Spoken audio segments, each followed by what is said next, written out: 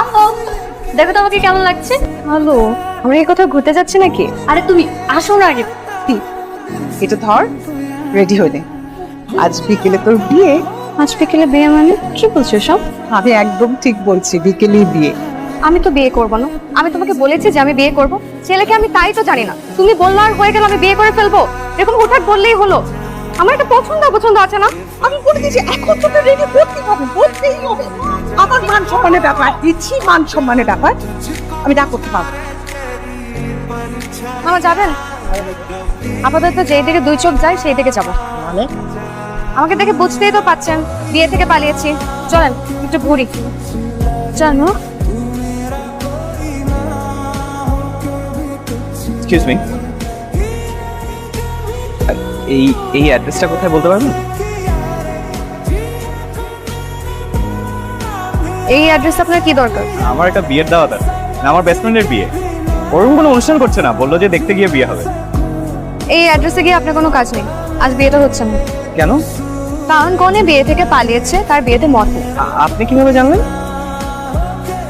কি আশ্চর্য, আপনার আমাকে দেখে কি মনে হচ্ছে? আপনাকে দেখে মনে হচ্ছে আপনি কোনো বিয়ে থেকে। ও, আপনার সাথেই আমার বন্ধুর বিয়ে হওয়ার কথা ছিল। ইন্টারেস্টিং, আসলে ভালোই হলো। মানে আমার চেম্বারে একটা কাজ আছে, বিয়েটা হলে আজকে কাজটা হতো না। থ্যাংক ইউ আপনাকে। অদ্ভুত মানুষ তো আপনি।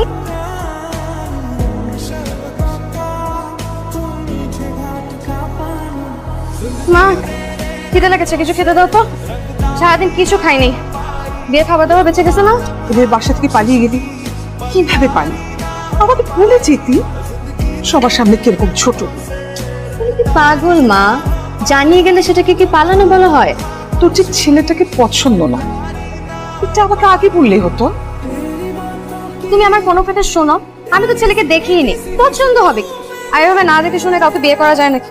তাই তোকে কালকে ছবি দিয়ে গেলাম না, তুই বললি টেবিলে রেখে যাও, পরে দেখিসনি।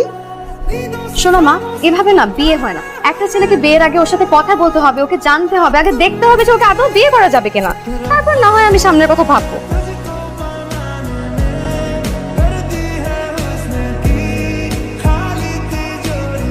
কি আশ্চর্য, এই ছেলেটার সাথেই তো রাস্তায় আমার বোধ। আসতে পারি? জি আসুন, বলুন কি সমস্যা আপনার?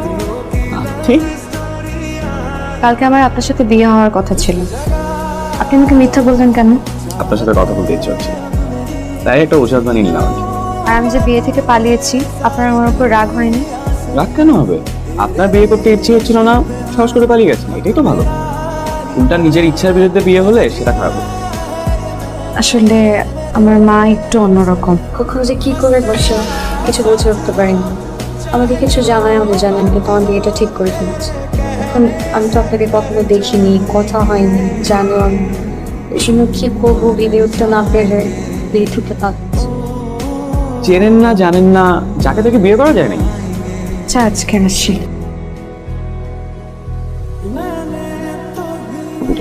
আপনি আপনি আমার অফিসে? আপনি আমার চেম্বারে যেতে পারবেন, আমি আপনার অফিসে আসতে পারবো না? না মানে, আচ্ছা কেন আসছেন বলুন। এখানেই বলবো, সবচেয়ে ভালো হয় যদি একটা রেস্টুরেন্টে বসে কথা বলি। আচ্ছা বলুন, কি বলবেন? আসলে যেটা বলতে চাচ্ছিলাম যে আমার আসলে বিয়ে শাদী করার খুব একটা ইচ্ছে ছিল। তো মা জোরাজুরি করে, তো একদিন হঠাৎ করে আপনার ছবি দেখে বললো দেখ কেমন লাগে।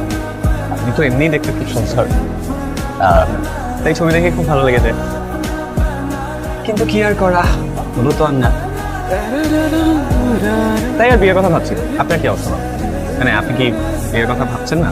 করবো না কেন, অবশ্যই করব। মেয়ে হয়ে জন্মেছি, মা হতে হবে না? তাছাড়া আমার মা হওয়ার খুব ইচ্ছে, আর আমার একটা ছেলে বাবুর খুব শখ। ছেলের শখ? কেন, মেয়ের মা হলে কত কি? কোনো সমস্যা নেই, কিন্তু আমার কি মনে হয় জানেন, আমি আমার মাকে যে পরিমাণ জ্বালিয়েছি, আমার যদি একটা মেয়ে হয় আমাকেও সে পরিমাণ জ্বালাবে। এই জন্য আমার মনে হয় একটা ছেলে বাবু হবে, এটাই ভালো। আর একটা কথা আছে না, প্রত্যেক ক্রিয়ারই বিপরীত প্রতিক্রিয়া আছে। এর জন্য ছেলে হবে, কোনো ঝামেলা নেই।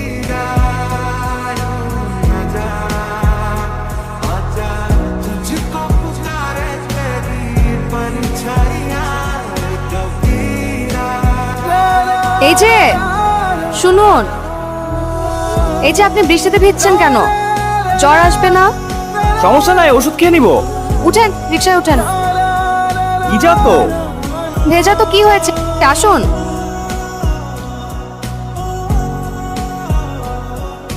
আপনিও একটা ওষুধ খেয়ে নিন, প্রেসক্রিপশন লিখে দিব।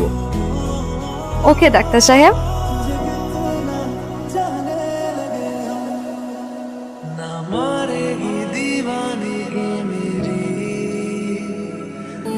কিছু ইম্পর্টেন্ট কথা বলার ছিল আপনাকে।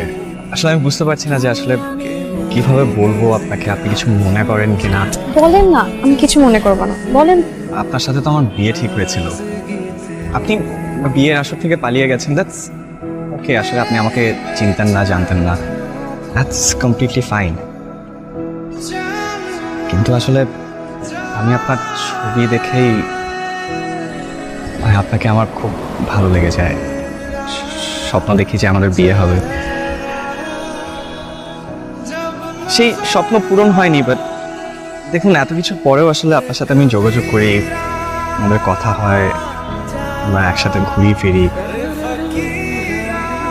এখন তো নিশ্চয়ই আপনি আমাকে চেনেন, জানেন আমি কি ধরনের ছেলে, আপনার একটু হলেও আইডিয়া আছে। দেখি আমি খুব সাধারণ একটা ছেলে, সাধারণ একজন মেয়েকে বিয়ে করে সংসার করেছি।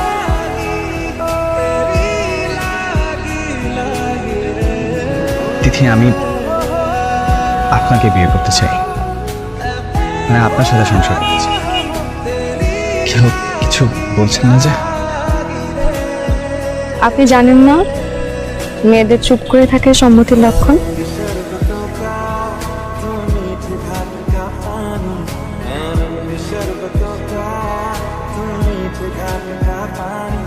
मुझे खुद में खो दे